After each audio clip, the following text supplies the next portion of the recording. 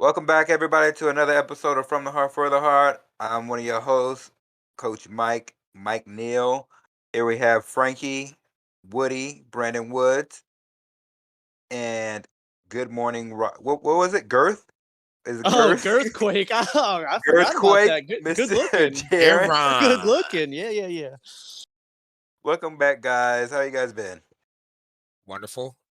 Yeah, it's Tuesday. It's not Monday anymore, so less complaints. That's true too. My Tuesday was It's way been worse a than my rowdy Monday. long day for me. And it was a Super Bowl Monday Yeah, yesterday as well. felt like it. It's good to be back though. It's Yeah, good. That was yeah. a hell of It's- a game too. Yeah, it was. It was a good football game. Somebody's mics get eaten by kids. I told you that you're going to hear the kids. Man. And yes, I have kids as a parent. So all the listeners, yes, I reproduced and I have 2 tax deductions with me.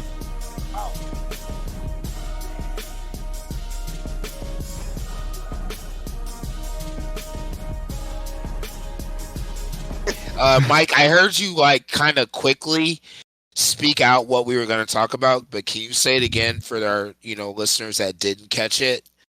Black power. Okay. We're just Let me change my script real quick. critical race theory in the month of February. We're just going to combine it. It's really focusing on critical race theory and see where the conversation goes. We got 2 black guys and 2 white guys on here just for everybody who's listening, so you can get a little taste of what's coming to the table. Should we say who's black and who's white? No, they can tell by the way They you can talk. figure it out. No, Everybody actually, who's black, who's black actually- say the N-word. that's great. This is From the Heart for the Heart. This isn't the Joe Rogan experience. We don't need to say that in order to get people to listen to the show or anything like that. We're actually removing it from Spotify. Oh, okay. I'm down. I mean, with that. I didn't know that was the plan. I thought it was a group decision. This is still democracy. If somebody For offers you now. 100 million, don't bother calling me. Just say yes. Fair enough. All right, we have Sharon's vote. I'll Yeah, show I up agree. every Tuesday. No, Build a but soccer field in his house. I don't have to go anywhere anymore. And I'll finally have a PC. problem. No, but seriously, we do want to dive into this debate. It's been a while since we've been together. We did a couple of lives, I think, but it's been a while since we've had a chance to come to you in this platform to have some discussions. Critical race theory is something we've talked about privately for a long time. I know we all have individually, except for Mike, who doesn't know anything about critical race theory. No, but let's dive into it.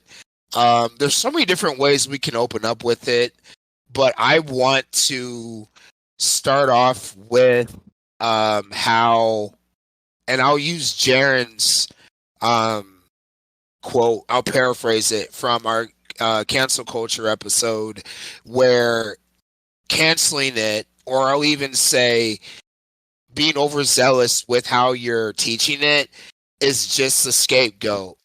Jaron, and correct me if I'm wrong, it's just a scapegoat for really diving into what the conversation's about. Yeah, That's no, I mean, there's a lot of people who just want to turn it into winning.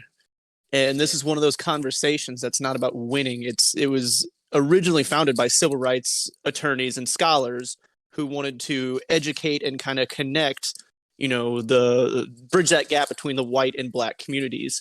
It was solely educational, and a lot of people, via whether you blame the internet or just the growing narcissism that seems to be going through our society, a lot of people just want to win the conversation, and they've really gotten away from its original purpose. So I think this episode's really going to be a little more about application of CRT rather than its inherent flaws. Discussing the theory of it. Yeah. I Yeah. want to give it a baseline. So if anybody doesn't really know what it is or what we're discussing off the bat, they've got like an idea. But yeah, for the most part, I really want to go through. I mean, because what you asked in the text messages prior, why there's such a backlash, and why so many people have become uncomfortable with it. So I kind of want to get into that perspective so that maybe we can kind of change the narrative and change the way that we're discussing race and racism in the United States and pushed into a more healthy direction. So why don't you give us just a baseline of what it is? Dumb it down so that I can understand it. Perfect, Yeah. because I have in simplest terms. Go ahead. So the original Dr. Bell, the original civil rights attorney that kind of coined the term, he basically wanted to create a theory to understand the intersection of race, power, and policy in the United States. So to Jaron, real quick, Derek Bell. I just want to make sure that the people who are listening understand who he's talking about. And that's who he's talking about. Dr. Bell. Derek Bell is his name. Yes. Go ahead. Yeah, he's one of 3 people that kind of started this idea. Yeah. But it's funny because none of them really get credit for our current discussions.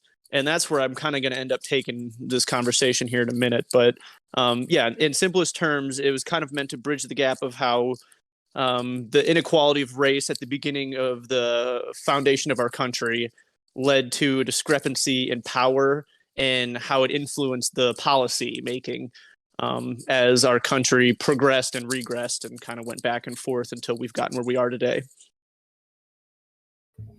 Frankie, go ahead, because I kind of want to piggyback off your point. He's actually on point with that.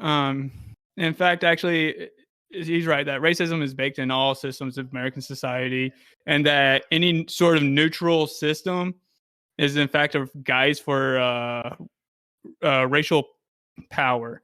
In fact, actually, Dr. Bell even talked about it in 1991, saying that Brown versus the Board of Education was actually a way for the white community to leverage its own white power. And it wasn't an attempt to end segregation at all in the public schools. In fact, in a nutshell, the basis form of what CRT is that disparity, all disparity kind of equals discriminations in terms of race. I feel like... And this is coming from Dr. Bell himself. So this is where I kind of get into the educational portion. I think this is fine for, especially college campuses, mostly due to the quality of teachers. You have to, do more. You've got more of a background and understanding of your specific craft and students in general. I would even probably be okay with it as like an elective towards older high school history courses. Like not alternate history, but we obviously need to maybe change part of some of the history learned, not even just about African American history in the United States, but our history is a little bit skewed as to what it really happened anyways. But in politics and civics classes, I can see it being beneficial, but you need to have a certain level of understanding of the world and be able to reach a certain level of critical thinking as a student to really weigh through something this complex. And where I'm having a real hard time, and where a lot of these parents, I know you're seeing these town halls in like West Virginia and stuff, these aren't talking about colleges, and they're not even talking about high school most of the time. No, we're talking about these unqualified social justice teachers that are enacting very toxic versions of this theory to K through, 5th, 6th grade for kids who can't understand or comprehend. And they're not even bothering to do that half the time. And if they are, it's falling on deaf ears because the kids can only respond to so much at that point in their lives. There was a Pew Research poll that was done in It's actually under the age of 16. It's actually creating an identity crisis for mixed kids. They're being told that half of themselves is inherently bad, or they're going home and wondering if one of their parents is inherently bad based on the color of their skin, which is not supposed to be one of the premises of CRT. It's not advancing anything, and this is where, like we were kind of discussing, the application of it is part of the problem, because you can't just tell people the whole system's racist and we need to change it. Oh, by the way, you're inherently bad by the color of your skin for something that you were not even around during. And there's parts of it that are still, alive in our society and our policies today. But most of this comes from, all the way back from the inequality of the slave trade, and even, up into the 60s and 70s, where the civil rights struggle was going through. So we're holding children accountable for things that they can't even understand, which is causing problems. But it's counterproductive because it allows for the overreaction, whether that's, the 1776 project that you mentioned to me, Woody. Yes. That I don't know if was it Trump or was it just the Republicans? I think that it helped was founded just the- a group. I don't even think it was necessarily Republicans, but a conservative group. Yeah. And maybe I'll go back and double check who it was, but it was like a dark money back, think tank kind of thing. But then you give that- credence to that. You give credence to them rejecting all white supremacy teachings or race teachings in schools because you don't bother to educate or have the discussion. And as I'm going into it, instead, these teachers have decided that they're going to backdoor it or not put it on the curriculum. And now they're out and out saying parents do not have the right to have a say in what their children teach. Now, I understand, I don't think parents should set the curriculum. They're not teachers. I think there's a lot of ignorant parents out there. But at the same time, those tax dollars pay those public schools. They elect those school board members. So they are tied in with the parents. The parents do get a say. They should know what their children are learning and being taught and how they're being taught it, because that is a stopgap, a separation of powers, if you will. And Well, it's the whole purpose of PTO meetings. That is how the free world works. With your point in the schools and we're putting it on these children, that's where I feel like you think about any other subject, where I should really say like English and math, those subjects where each year you're building on what you learned the year before. You know what I mean? Like, I feel like that's how you have to approach this, because I know you saw when you guys were looking it up, but there's tenets to CR, to critical race theory. And each one of, and I shouldn't say each one of them, they're all different as far as swallowing, what you're being fed about, I don't know, your place as far as what your race is in society, as it pertains to really the Western world, if we're really talking about it, not just America. But kids that young don't see the race. They don't see. Time out. Mike, I know you're probably going to have the same experience that I had at a young age because of what someone was taught by their parents, because of whether it being the history that we're trying to show, you know what I mean? Or them not being taught in public school the true history. Is that making, you know what I'm saying? Like, you're not, you guys are sitting here saying that we're not seeing that, but we did, at a young age, because of something that, whether it be the history, and when I say that, because of somebody that was born in the 50s and the 60s who lived it, and it was a part of that because of going backwards, or someone that wasn't taught the correct, way to view what is really going on, and that's race relations, systemic racism. I have kids that we all have kids except for Jaren, and the math has changed. You know, and I'm using this as a little example. The math has changed. The way they do God. math, what they're Common doing in Core. first, Oh my what they're Jesus god, doing I in first Christ. know. grade, like how they're getting the answer. So it's preparing them for something more advanced, so that they can gain more knowledge, I believe, at a younger age. And I think that same thing can be used for whatever this critical race theory is. I'm not saying that we need to jam it down their throat, but some of the stuff that they're taught, at some of the stuff that we were taught in elementary school, that just wasn't true. Like it was just fairy Like the tale Oregon Trail, very bullshit. Like whitewashed. yeah, like or Columbus. You know, we were like Yeah. Columbus was a great man and stuff like that, and here we are older and we're Oh, like I'll go there later. he did all of this stuff.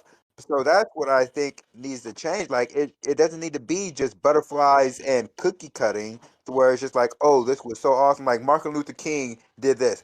No, but the government actually killed him, you know? So I think that it needs to change from K all the way up to 12 to set the foundation so when they get to high school or when they get to elementary school, they're not learning about bullshit anymore. They're actually being able to think with their mind and get better knowledge, get better insight. And Jared, before you go, I do want to hit on the whole study of what the mixed kids having an identity crisis. That's not gonna happen because, and I'm not even a mixed kid. I'm a black man, but I act white or I talk white. So I've had that identity crisis from a young age. So there's always going to be colorism in the black community to begin with. You know, light skin versus dark skin. So I don't think this is going to make them feel that way. You know what I mean? Like this isn't the seed that plants that. That happens while in the black community, while in a mixed home. No, I want to stick with this because that's just a different perspective. But couldn't this same principle kind of be used within the black community to kind of change that as well? Because I What do you think mean? that's obviously a problem. And I think we're also, to the first point, I guess, I think we're conflating what CRT is as a complex theory and what we need to do to revise history in our schools and the way they're taught. Yeah, It's to me, not, it's not, it's not the same thing. We're not. no, I they're don't. not. I don't think. No, you're right. We're no, and that's part of where the first thing that I said to jump into this with the cancel culture aspect of it, and I think that's kind of what's spun, and that's where I was gonna go when Mike got finished. Is that it's and what we're seeing isn't a okay. Let's come together and let's figure out a way to make this work. It's a we're not going to teach it. You know that's Yeah. that and you know and we're and there's a and this is what I talked about, you know, off before we got on. The question that I asked or what I wanted to dive into is why are white people offended by I won't and for the sake of this conversation I won't say CRT but true American history because we all know what the truth is and how it's not being shared. Like It's not because you've got some because people, because but also you if can't you teach CRT. We all agree you can't teach CRT. Hold on to your thought, go Frankie. ahead. But we can't teach CRT as what you talked about in the beginning at kindergarten, first grade, second grade, third grade, fourth grade, fifth grade. But we can teach one of the tenets, which is storytelling, counter storytelling. You know, Mm-hmm. Yeah. at that age, and really talk about what happened. You know, all you're doing is building sympathy and empathy. That's it. No, I feel like the guilt aspect of it being pushed is a political agenda. You know, not from either side necessarily, but it is overall. It's a political agenda. Either way you're pulled on it, you know, especially not being an African American, it's you know, there's politics behind it. With you, so I don't. That's where I was going with it. Where what I was Yeah. asking at the beginning with the cancel culture aspect. Yeah, no, and I agree because that was actually I'll kind of skip ahead then because um I was going to mention um Ibram X. Kendi. So he is probably the face of CRT right now. And he's actually very, very unpopular amongst most of the CRT actual academics. Like I said, we don't really talk about Dr. Bell or any of the founders really anymore. And his specific, like, was it White Fragility and Robin DiAngelo's White Fragility, Kendi's How to Be an Anti-Racist. Yeah. There are some U.S. professor, John McWhorter. He's a black liberal. He wrote Woke Racism and How a New Religion Has Betrayed Black America. He describes why he resents the way CRT is currently being discussed. People like Kendi have dominated NPR and CNN, and they've basically created this new religion out of it. There's certain strains, certain strains of the anti-racism rhetoric have effectively created a religion and a zealot one. It stifles nuance and debate. It goes down and he highlights how the zealots don't want to solve or advance the discussion of race, but want to be the face of it. Kendi is now corporate America's CRT spokesman. He is a false prophet and has nothing more to do than a market-friendly recapitulation of the CRT's academics' most pernicious ideas. I mean, so a lot of them see these guys who are putting themselves out there as, exactly what we were talking about with the establishment version of it. They're doing it to perpetuate eternal issues, not to actually advance or solve the problem. And he was challenged on MSNBC, and he said, okay, so to you, there are no neutral ideas or policies. Every single thing is racist or not. Just like, so you want to create a perpetual problem like the war on terror that can never be conquered. Let's bring up the capital gains tax. So they want to bring in capital gains tax cuts. You say those are racist because black people are underrepresented in the stock market. And he responded, correct. So to him, every single thing, there's not a single neutral thing in the entire world. Everything is racist or not. And he said, if you're agnostic about the policy, then you're still a racist by action or inaction. So there are certain people who are making sure that there is no way to continue discussions without branding you as a racist if you do not agree with them. And this is the kind of teaching that is immediately going to put people off. Because like I was saying in the text, it's not so much, I think if people actually had the discussion and were talked to and were taught the difference between history revision, like we were talking about earlier, and what CRT actually is and the merits and what it's supposed to be doing, I think a lot of people would come around and be like, okay, I don't have as much of a problem with that, but why is it being put out like this? Because I just did a quick run through earlier. So there's a 43% rise in colleges having segregated graduations, including the most prestigious among us, Yale, Harvard, Columbia. And it was adversely affecting black people because it wasn't people of color. It was only black graduations. Columbia University finally in 2021 started doing other ones for gay pride, Latinos. So he's talking about why these woke people are now somehow segregating the black community again. Let's see. I will skip that. Elementary schools, these woke principals, Mary Lynn Elementary School, Atlanta, 2021, San Francisco U.S. District lawsuits 2020, L.A. U.S. Los Angeles U.S. District 2021. Right? I love it. 2021. I'm trying to keep track of what he says so I can elaborate on. And they segregated black teachers only with black students. And once again, it adversely affected the black students because there were less black teachers. So you've got 3 times as many students sticking with half as many teachers, and their education is failing for it. And these people are patting themselves on the back while we are regressing willfully back into segregation. He brought up the Black national anthem. Kind of crazy. Whatever you believe about the foundation of the national anthem, it's not the white national anthem. But is the Black community now trying to get a monopoly on struggle because there is no Latino national anthem, there's no Polynesian national anthem, and now you open the door for good old boys to say, well, we're just going to make a white national anthem.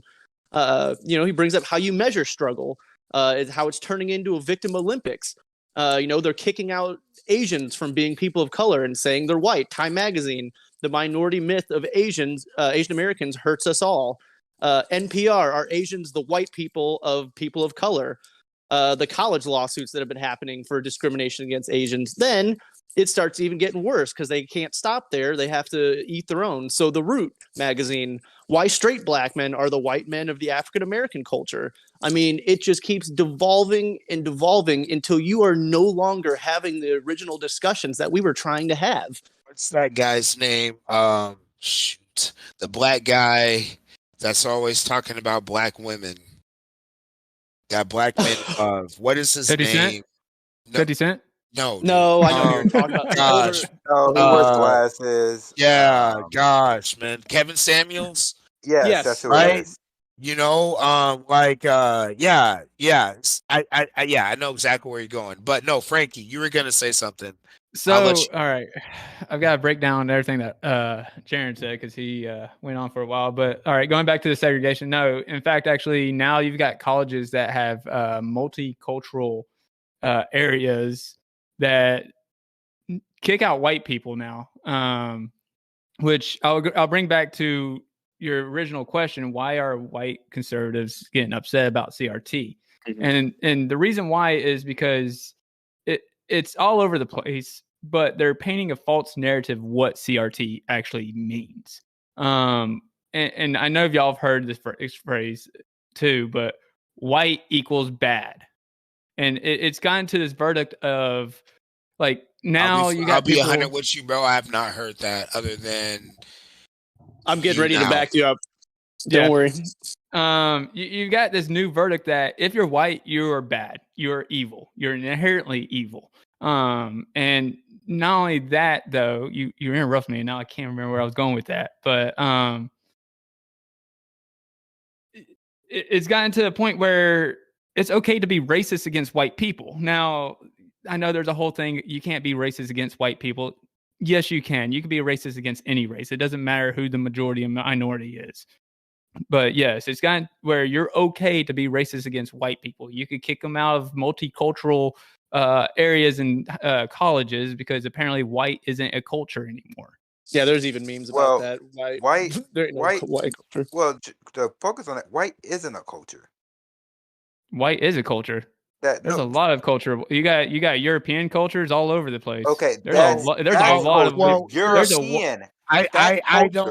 I don't think Mike's right. I think the culture, especially here, there's an American culture there's something that's been created, here by a majority of white people. Frankie, there is a culture. Thank you. But but from like an African American's viewpoint, the culture consists around hate. From a woman's standpoint, some of it consists around sexism.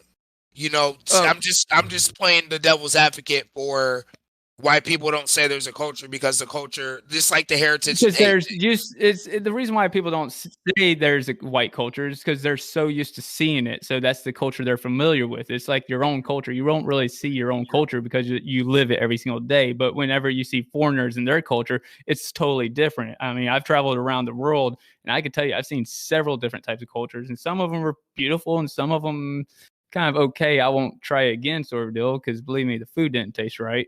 But because it stands out from your culture. It does. And you could take people from like California and try to compare them to people like in Mississippi, even the white people. It's totally two different cultures. Facts. Well, and that's Mike, there is culture. That's what I was going to say. Just to back up Mike, you're not wrong.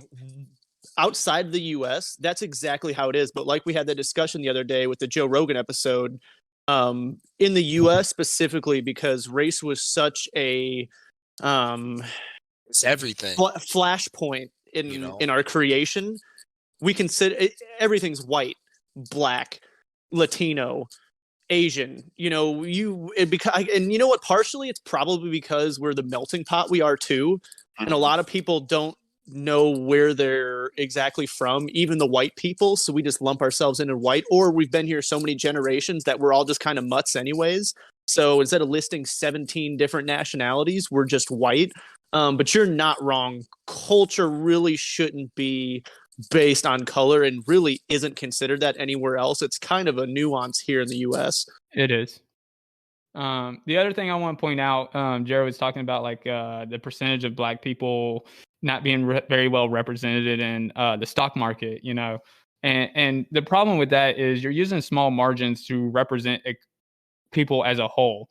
And I'll go on to the fact, if you do that, you know, I could actually make a argument that America is sexist against men, because I've got the premises to back it up. For example, you know, majority of the people that are incarcerated are men. Majority of the people that commit suicide are men. Majority of the people that die in war are men.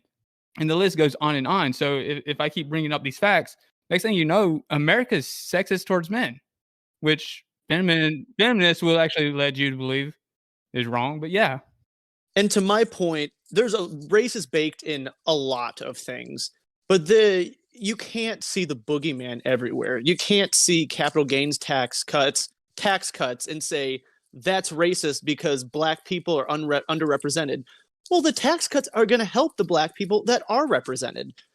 It just there's a point where you start seeing things that aren't there just so you can, and like he was saying, they just want to be there to be the face of it, to be the ones that are going to solve the problems or tell you they're going to solve the problems so they can sell you their book, while they don't actually put forward any solutions. They just say, nope, racist. And the discussion ends there, because then where do you go from after somebody calls you a racist?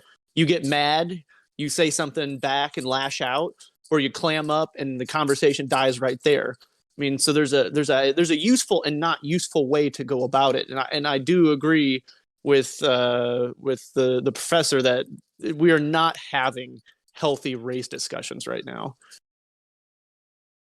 I think that's as much as we talk about learning what critical race theory and it really is, it's almost like it's African Americans, I think, you know, need to understand things as well too. You know, it's education on all sides. There's things that, Mike, we talk about all the time that we didn't know, or situations that were the way that they were. Everybody has to learn in order for this thing to truly work. You know, so, and just like Jaron, you were talking about like the teachers that are so gung-ho, or, you know, like the forced CRT, as I call it. Like everyone needs to be, you know, needs to slow down, pump their brakes, you know, reprogram the way we've, you know, been taught forever. Well, even like Mike said, there's probably sections of CRT that you can delve into to address the split or prejudices or whatever you want to call it in the Black community of you talk white. If you've got a white mom, you're lighter than me. I mean, there's even discussions within like the subcommunities Exactly.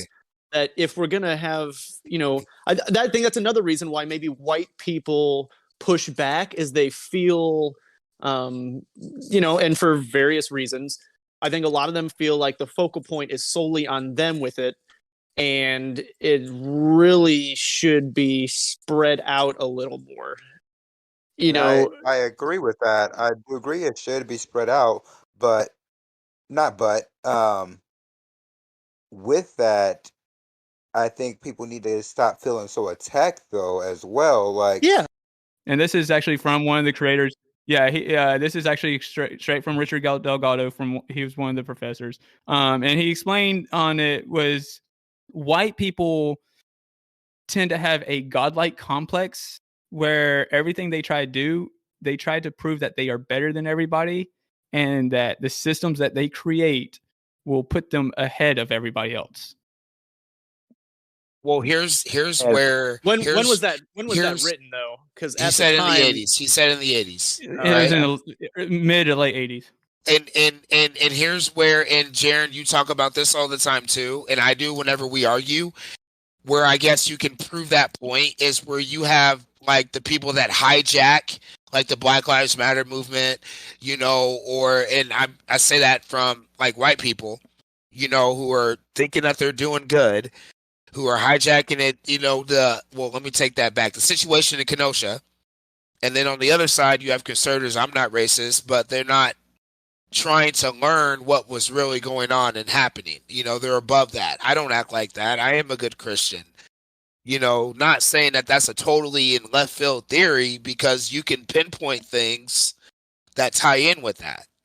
And then just to even go off of the hijacking thing, you had the president of Black Lives Matter that caught laundering basically real estate, but with the Black Lives Matter money. And now Black Lives Matter is shut down all funding because they're found out that there was no president, there was no board, there was no treasury, and there's $65 million worth of donations out there that nobody knows where it's at. No, people are suing Black Lives Matter now. Do you guys remember, and Mike, I know you got something to say as well too. Remember that episode of the Boondocks, the Martin Luther King episode? I know, and I'm laughing. We're laughing now about it, but really, if you think about it, how pissed off he was when he went to the church, what it was supposed to be. Do you remember that? And how that show was just as right as The Simpsons about Black culture. But like seriously though. Like that, and that's like it was. Man, let me stop. Mike, go ahead. I know you got something you wanted to say real quick. Well, I kind of forgot who said something. What I was good. Don't worry about it, because I wanted to get this in before Jared had to go, and that was, and Frankie, whenever you brought up what Delgado said, it made me think about it, and that was moving towards. Speaking of your quote from the guy from the '80s saying that white people have this God complex, and I can just piggyback off. It's not all white people. It's probably not a majority of white people now. But even with something as small as the Super Bowl halftime show, I saw people upset that there wasn't enough diversity. They're like, "There's no white people." I literally saw comments. There's no white people there. Meanwhile, there's Eminem on stage, but you see comments from people who are white that are like, "He doesn't belong to us anymore." Okay, but right there on the woke side, though. So, although I love the Hashtime show, minus Mary J. Blige, but I want to discuss that. She's just not my favorite. Sure. You're wrong, I thought it was very, very weird. Dre, Snoop, Kendrick, 50, whenever they were all performing, it was all black people around them. In the crowd, like on the outside, and then when Eminem was performing, it was all white people. I'm like, why the fuck are we segregating everything again? If they're already out there, that, dude. Yeah. No, yeah, it was noticeable. When Eminem stepped up, it was all white people. I'm like, this is so weird. Why would you not just have them all intermingled? Like, why do we continue to keep sectioning ourselves off via race and every chance we get? So, and that leads me to what I want to try to get to before Jaron has to go, and that was I still have half a drink. I'm going to be late. With trying to figure out how we need to move forward. And you guys, we've all talked privately. One of the things that I've always said, and I'm saying this publicly now, this is the most radical thing ever, is that in order for us to truly work, we have to tear up the Constitution, because there's no way we can be equal when the reason Mike and I are equal to you is that we're amending the law of the land that we live in.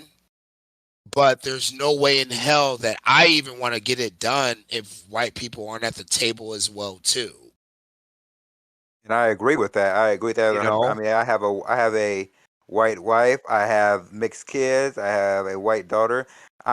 There's radicals on each side of this. And I hate to say that, but there are people who are so strict, like, I don't want white people to deal with this. And there's white people who's like, I don't want black people to be a part of this. And I am so gung ho on being that middle ground. I want this world to be just full of mixed races, mixed kids with light colored skin, whatever. I just want it to be a big ass melting pot more than what it is, so that hopefully this cannot be that big of an issue to where it's just a wide contrast between skin colors. You know what I mean? See, the Constitution thing scares the shit out of me, though. Yeah. Because I do not trust our leaders to actually sit down and do something. It's going to become a political squabble. And once again, we're the ones that are going to be the ones that pay for it. I mean, we can't even put together a stimulus bill without these people We would have to sending go to speedboats another to civil Sri war. Lanka. I would rather it be amended so we have to talk about topic by topic, and they can't put weird shit earmarked in there. Well, I want to take it one. I want to take it one topic at a time, and there's no way they will ever do that because they can't hide stuff in a one topic discussion. First of all, real quick, don't paint me as a radical like that, because I know we would have to have another civil war before that were to happen. I'm just saying, we're in a realistically, cold civil war but right now. I agree. That's a good point. That's another episode. I hate to quote Frankie with that, but no. And then the second point is there's not enough representation in what you're talking about, the way to get it done, as it's currently set up. I think it's getting there. You're talking about going through the constitutional process, right, Jared? Well, all right. So here's the thing about that, and if you know your world or American history, first time we wrote a constitution, it was fucked up. Articles of Confederation. Yeah, exactly. And it took us a long time behind closed doors. Nobody knew what was going on. They were supposed to amend it, and it took about a whole summer of nothing but negotiating and arguing. And I imagine there was probably a couple of guns drawn also of writing out the Constitution.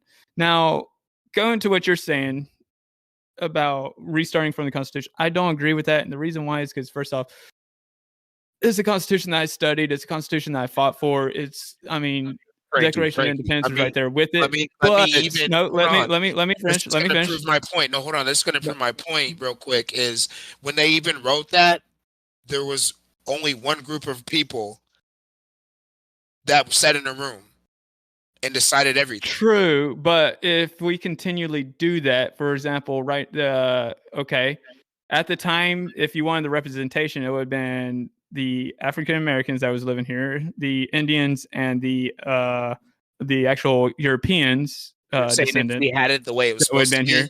But yeah, if we had the way we were supposed to be, there would have been no representation of Latino, which is predicted to become the majority race in America by 2030, 2050, if I'm not wrong. Somebody correct me. So every time there's a new ethnic group that's introduced into our country, should we always just continually rewriting the Constitution to include them then? I mean, that's what you're saying, totally change it? Every single time there's a new ethnic group.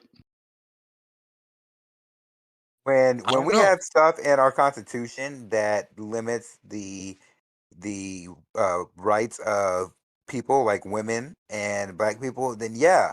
But I don't see anything. Those have been amended now to include that. And then time out. What I'm talking about, and what the issue is, these are especially with black people, this is to give freedom. Yeah, but our politics has been radicalized so far. It's not gonna be like that. I mean, then we're gonna get into the right to bear arms, and there's gonna be sides that aren't gonna give in on that. And if we've already destroyed the Constitution, we're gonna end up balkanizing, and the United States is gonna be gone. I mean, there's gonna be things that certain states are not gonna budge on. Now, I want to go through on how to correct what the system we have now. All right. Now, for example, let's talk about education. Education is funded by property tax. That's the reason why you have some areas that are underfunded and there's some areas that are very, very well funded. Actually, a very Republican thing is actually charter schools. I don't know. Do y'all have charter schools where y'all are? Mm-hmm. Yeah, charter schools is very, very big Republican thing down here in Texas. They're everywhere. Private, free schools, really. And if we go with that, we need to find a new way to actually fund our education. Therefore, all education across the board is equal. Not using property tax as the means to fund it. All right. And those are the small changes that need to be taken place to ensure that, and I'm not talking about racial equality, I'm talking about just equal across the board. So you're saying don't go big, start with all these little fixes? I think I kind of agree with him to the point where I think if we actually want to see progress, we need to take it like topic at a time, amendment at a time, issue at a time, political platform at a time, however you want to group it. Okay. But also, I will say though, going to that, the problems with education didn't really start until the US federal government. Yep. Oh, amen, Exactly. baby. That's when. Yeah. Which be careful because it's a very Republican and also libertarian thing. Smaller government, smaller federal government. Mhm. I mean, we need to stop taking away state rights and giving it to the federal control because we already know federal government fucks up shit all the time. And I think people would be happier if communities got involved again. There's too many people just don't give a shit and just assume somebody else is going to run things, but are really quick to complain. I mean, I think that would. I think if you started running town halls for amendments on certain issues, and this one was on this midterms, and this issue is going to be on next midterms. I think if you could give people something they could actually focus on and regurgitate, not a 3,000-page bill, I think you would start to see more people engaged Right. full time. You preaching now, Reverend Jaron. Amen, baby. Amen. And I agree. It does have to be. I am not one to tear up the Constitution, either. Not because I fought for it or anything like that. Just because it would just be such a big ass headache. It would just be so bad. And our lazy ass it would be politicians. instant. It would be instant war. But guys, though, and you're right. And again, I keep going back and saying it. It's the most radical idea. But like before you got into Jaron talking about the smaller wins, like you guys were talking like the system we currently have is working. That's tied to this Constitution. And the reason it's been allowed to get this bad, the Constitution, and whether it indirectly or directly, has been used to defend it getting that bad. Woody, these lazy sacks of shit vote on bills they don't even read. I know. There's no way they will take the time to put together anything coherent. The bills are not the Constitution. The bills themselves are the CFRs. Yeah, but they would be the ones representing us, putting this together behind closed doors. Right. You know how they work behind closed doors now. Right, and that's why I also said, though, that the representation isn't, it's not there for us, and not just African Americans or women or whatever, but like people like we talk about who actually give a damn about this shit. Who actually like we're not represented. We're represented by Jaron. You talk about it all the time. Frankie, you bring it up all the time. Exactly. Both you guys go ahead, Frankie. Yeah, I'll say it'll fall under. It's like y'all said, behind closed doors. Truthfully, we would become the country of the United States of Microsoft or United States of Tesla of Big Pharma. Again, and that's why I brought up that we're not represented. So that's the problem with doing it the Constitution way, is that we don't have the representation. Where it just, and I say that from just the common man, if that's a general term, or woman. And I'll be honest with you. I mean, if you think your Congress person actually represents you, they don't. You could actually go through and see who their donors are and see exactly how they vote on bills. And if it actually goes against who their donors are, guess what? They're going against it, even if it's against your interests. Exactly. I got Rand Paul and Thomas Massey. I'm lucky, but the rest of the country, you're fucked. Exactly, though. No. I mean, you're right, Frankie. That's what it's become. So why are we giving the benefit of the doubt to the system? And again, guys, I know I'm being radical, but our show is different from everybody else because we say whatever the F we want, except we don't need to say the N-word to get people to listen to us. Well, y'all could if you wanted to. We don't need to for people to listen to us, Frankie. But I mean, Frankie's right. AOC, what was it? She outraised her opponents 10-1 in her district, but less than 0.03% of the donations came from her district. She is wildly unpopular by the people. Well, not only that though, but I mean, it's not even related, so never mind. So I can't stand AOC. If those are the facts, then again, it boils down to my point. Like, guys, it's what was put together in 17. Was it 87? is whenever they put the Constitution together. But Please I double just check me on that. Like, I just I don't think there's all an we've actual done. real way for us to do what you want. I hear what you're saying, but I do not think it is physically possible. With three at that point, we had such a small population. We're talking about 350, 60 million people now. Exactly. Of all different walks of life, and all we've done is like added, you know, people, you know, to the party, you know, or I don't even know the analogy. I know that one sucks, but like it wasn't constructed for the people that are here now, or the people that have a say now, or the people that can vote now, or own guns. But the fact that we can, but the fact that we can add to it or take away or alter is a beautiful thing, and I very, very much so would be against getting rid of it. It's something that most countries don't have.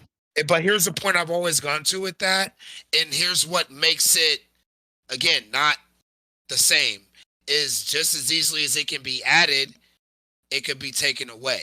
Yeah, but it's very, very hard to add and take away. I'm not disagreeing that or not saying that it's not, but that can't happen to you, Frankie. That can't happen to you, Jaron. There's no amendment that can be taken, you know, like, again, because of the way it was created. It's not Bill of even, Rights can be taken away. It's not even a thought process. They go after the Second Amendment all the time. They go after the Second Amendment all the time, baby. And not only that, though, but you got to realize when it was first written, I would Free not have been able speech to is vote. under attack currently. Yeah, I agree with that. Who's getting tossed in jail for speaking out against the government? Everybody's getting canceled. Canadian truckers. We already talked about that in another episode. That's consequence. That's consequence. No, not anymore. No, not anymore. But they have found a way to weaponize media and these people who are bored sitting at home to, instead of sending you to prison or the government trying to set you up, they can just cancel your life. They can get you fired. Which means you would never get another job. And all that stuff. It's gotten to where I hear what you're saying. I hear what you guys are saying, but like, I'm being realistic to what. But again, going back to what it was created as. So if times have changed, we got to change this shit because it ain't whirling no more, though. But that's what freedom of speech is. It's keeping you from being imprisoned, right? Because that's what. No, it's more than that. That's what it was. That's what it was written for. I gotta side with Jaron and them. It's like the same argument. Cancel culture. Just like the same argument with the, and I will, I'm sorry, but just like the argument with the Second Amendment, though, people on the left say that it was, you know, they talk about how it was written to bear arms against the government was essentially what it is because of the times, because of what had just happened with England. You had house troops at the time. Yeah, that's you know, you know, so it was, but things have changed, obviously. Okay, but technically, you're not going to jail. All right, you're not being thrown in jail for cancel culture. But say me, I make good money, but if I'm a federal employee and if I say something wrong, my whole federal career could be over. Mm-hmm. And me being able to make that money. So yes, I'm not in prison, but I am in some kind of a prison because that has cut off. The cancel culture is not like a consequence all the time. Sometimes it's just somebody got upset and didn't like how something was done, and it's a knee-jerk reaction, and it will affect me for the rest of my life. Here's where. So I don't think it is freedom of speech. I don't. Yeah. Here's where I hear you guys. Where the fact that everything you say, somebody's out here getting pissed off at you about it, but your freedom of speech is you going to prison. Well, just like they've weaponized, I'm going to reverse it. I'm going to reverse it on you. Just like they weaponized CRT, they've created this generation of people that are just looking for a problem. So there are people who are not even offended. There are people who are not even offended by what you said, but they will report you for something that they think someone else might be offended by what you said. Yeah. So, I mean, truthfully, without freedom of speech, there's going to be offense. I mean, you can't have freedom of speech without offense. I'm sorry. It's just my way of saying it. It's like, what if I just told you that you just offended me? Are you just going to shut up about not saying that anymore? I mean, I'm going to stop because that's the person that I am. But are you ever going to say that again then? You just limited your own speech. No, I would go ahead. I would was say about to say, I do the same thing. I mean, I say things in our group chat to you guys that I would not say to anybody who doesn't know me. Well, So I that mean, comes there's into knowing the people, if I said but something that offended you though, and you said something like I wouldn't like, are you asking me like would I go say it again like somewhere else? I would learn, but that's just me as a person though.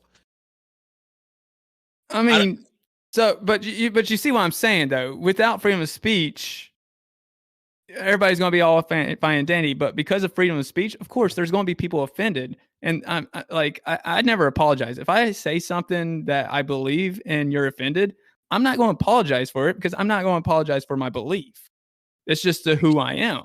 But You like know? no one is saying you can't see, I say think anything. the growth. It's getting to that point where, as a Republican, it is very situational. For example, next week for work, I'm going to be in LA as a Republican. Don't wear red, don't wear blue. You're I- or green. actually, I would. Yeah, I wouldn't wear. Yeah, you might want to just just wear stick- white, dog. Just Yeah, chill got any out. striped shirts or maybe Just a wear suit. like you know what? Wear a Ram shirt. You get you a Ram shirt Yeah, just be or a just, no. Lakers shirt, like But- or you know that might you might be well, okay. Or the good thing Kobe- is I'm just wear a going for suit. work. I'm going for work, so I'm going to be Just like in wear a a polo suit. shirt. So I'm There you fine. go. But either way, though, you colors know, don't matter. when I'm out there, and technically, I'm the type of person I try not to engage into political talk unless somebody engages me first and talks And to me even at a then, bar. half the time I shut the fuck up. Oh no, I'm free speech. I will say whatever the hell I want to wherever my beliefs are. Yeah, pick my battles. And truthfully, I've been at a couple of bars and hotels, and there's a couple of people that ask me questions, and I give them my honest opinion. If you want my opinion, I'm not going to sugarcoat it. I'm going to give you my true opinion.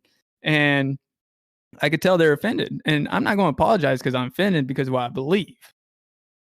Right. You know, and you could sit there and tell me your opinion. I'm not going to get offended by that because that's your opinion on it. You know.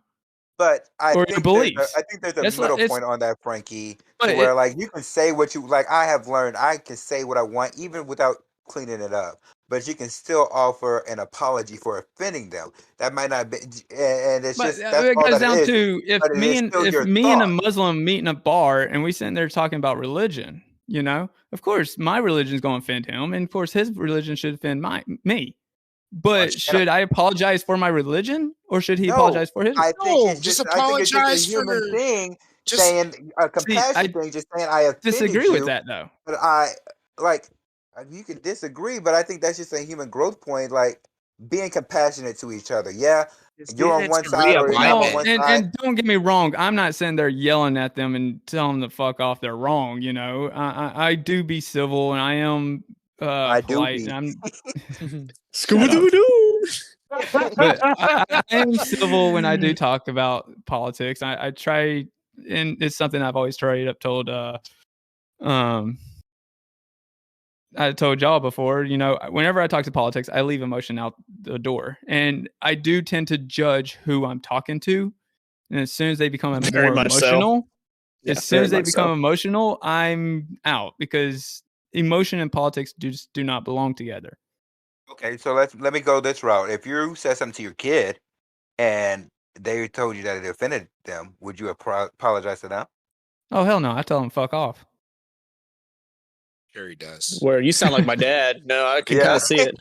I think that's how Republican dads talk. This is actually. why It might be- Jared. it This might is be why a thing. Jared's the way he is. See, Yep. But It kind of boy, explains a lot. change We your can ways learn. now, Frankie.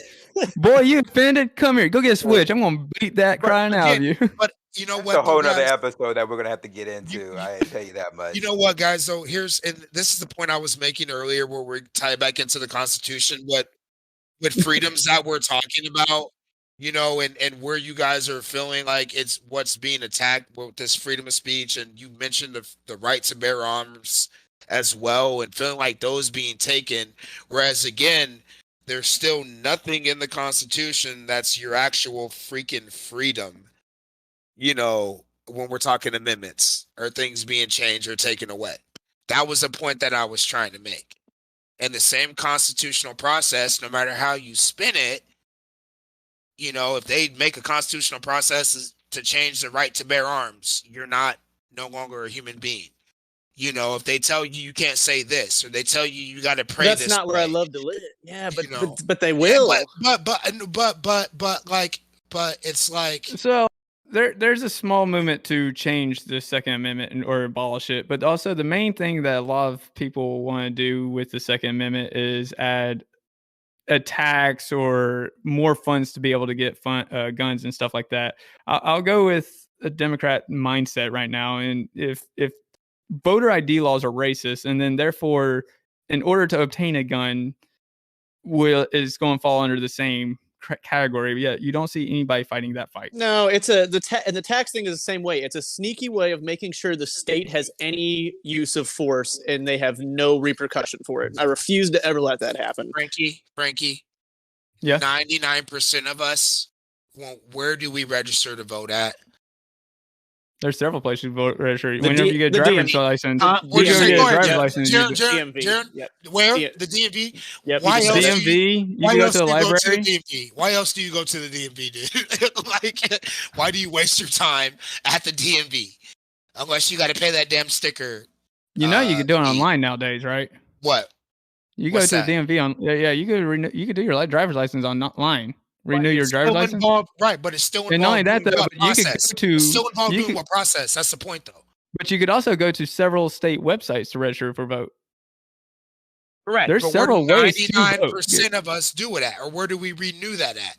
Like, seriously, you know, if we move somewhere else, it's like, hey, well, let me get registered. Like, it's not every It's- single body. Well, that's And I'm part sure that's there's part of the exceptions to the process of rule, renewing your license whenever you change your you know. address. Is there's like usually a little box, and I've done this in two different states, Georgia and Texas. There's a little box that says, "Would you like to register your vote?" And usually So just a it, click, it's a yes. When you change your address after you move. you All get what right, I was, guys. you get what I was getting to, right? We've got a little bit off subject with the latter part of this I mean, conversation. we should do an episode on voter ID laws and all We that will have too. to do another episode. Hey, we're gonna get more consistent with our episodes for sure. We got a lot of episodes that could actually come out of this one episode. So stay tuned for that. And we're back for the final debate where we'll be discussing the best black sitcom. And first up, we're gonna have Jaren go so he can skedaddle on out of here. So I was tied between three, but I went with the outside of the box one that I thought nobody else might think about. I was stuck between Fresh Prince, always a classic, brings those feels back for pretty much everybody. Boondocks, because I mean, it speaks for itself. But I'm going with Keenan and Kel. All right, don't at me. Love you guys. That was good. That was good. That was a good one. I thought he was gonna fuck it That up, was a good one. like he always does. That was good. I don't know if I Deuces. consider Boondocks a sitcom, but he didn't choose it. Who's going next? Now that Frank I'll Jaron go. stepped out. I'll go next. Okay. You know what? I was gonna go with one of the big three with like the Fresh Prince, but I think a very underrated and one that I thoroughly enjoyed was My Wife and Kids. Oh man, that was a really good one, dude. Man, I Like forgot. I didn't even think about that one. the Wayans brothers, you know, they did Yeah. that show, and it was truly hilarious. It had everything in it. I whether it's the best or not, but it is. I think it's truly underrated, and it was one that I thoroughly enjoyed, and I could watch over and over and over again. It's almost like the man, bro. Wow, it's to me now. You say that's like one of the big ones of our time. Yeah. You know that I think about it, dude. Like almost parent. Nah. I say that. Just from watching that show. But no, yeah, Jaron, the one he named one of them. I'm glad he didn't pick it. He had me thinking of another one whenever he mentioned Keenan and Kel. Cousin Skeeter was another really good one that I guess a sitcom, but mine was definitely Boondocks. I mentioned earlier in the show, I consider it a sitcom because I set my butt down in this comedy. Just like you would consider the Simpsons and Family Guy the same way, even though they're animated. But I saw it when I was young, when I was going through some black identity, if you will. And that one, man, always spoke to me. So I'm gonna go with Boondocks. I don't want to get into detail. You guys should watch it if you haven't seen it. Okay. Boondocks is actually really good. I've seen several episodes and I got a couple of my favorites.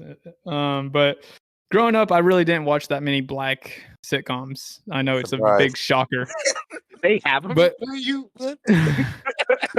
but the ones I did watch The Cosby Show. I think over everybody in America has watched The Cosby Show. I watched Wayne's Brothers. I watched Martin. And then my last pick is got to be one of my favorite sitcoms. And I have to say, it kind of proved itself as one of the greatest sitcoms because it's coming back. And that's The Fresh Prince. Yeah. Whoop. Yep. I mean, it helped kick most sitcoms. It always help kickstart somebody's career, but there's just something about Will Smith and his role with just being away from his family that I connected to, being in a foster care, and having this other family that he considered his family, and Uncle Phil, even though he wasn't his true dad, still acted like his dad and took care of him. I remember one of my favorite episodes is when Uncle Phil's in the pool hall and he swindles the guy big time. It kind of, as a father, I look at like role models like that to kind of teach me how to be a good father to my kids, and how to protect them while at the same time, and it's hard to believe, but letting them go out on their own and being more independent. And I said my wife and kids, but I was just trying to be different because I knew somebody would say the Fresh Prince. But I mean, the Fresh Prince literally has damn near everything. It has Carlton, the black white guy. Yes. You know that I Yeah. mean? The cousin that's not accepted by the black community. They go to college and Will's accepted. Meanwhile, Carlton's not.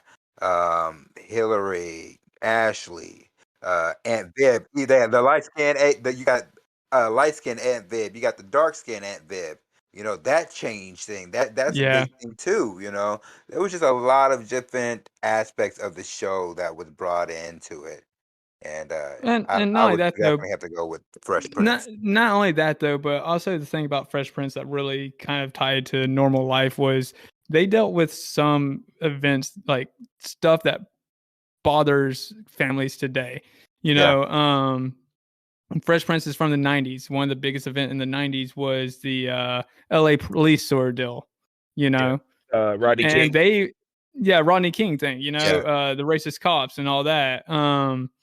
And they even addressed that in one episode where Will Smith's character gets pulled over by a cop, and the cop was being a little racist on it until Uncle Phil comes out, and the cop had totally no idea that he was related to Uncle Phil, who is a judge in the area. It wasn't Uncle Phil, it was his partner. Oh yeah, it was his. Right? Yeah. He goes, "That's my partner's nephew and his son." Remember? Yeah, exactly. Which kind of tied it into the whole deal of like the LA police thing, and then they had some other current events that kind of tied into it with the show, which kind of a way a lot of American families, and I mean, I'm not black, but I could feel like how like a lot of black families felt, and they kind of guided families through how to deal with problems and stuff like that. Not to mention one of the most iconic theme songs in the history Oh, of TV. jeez, yes. I think everybody knows that rap. Definitely. I like, I wanted to say the Cosby Show as well, Frankie, for the same reasons as far as that dad aspect, but of course, he's dealing with his own stuff now. I almost did, and I know the reason why you didn't. That's not the reason why I did, and the reason and why I say that is because even though Phil Cosby is one of the actors in it, the show itself is a whole different matter. Exactly. That's what I told him before we got on here. Yeah, no. Yeah, you did say that. But it was, man, bro. I don't know. It was something about that show. and before maybe before what Bill Cosby did, he was America's dad. And you know what? To be honest with you, if it was on, I'd go still watch it. You know, I'm not going to cancel it necessarily. That's in not because of anything that is going on with this, but I still enjoy that show. But now being a dad of daughters, you know, and how he dealt and loved them and wasn't and and taught them how to be a proper lady. strong, but strong women. You know, strong black women, of Yes. course, but strong women, and their mom was too.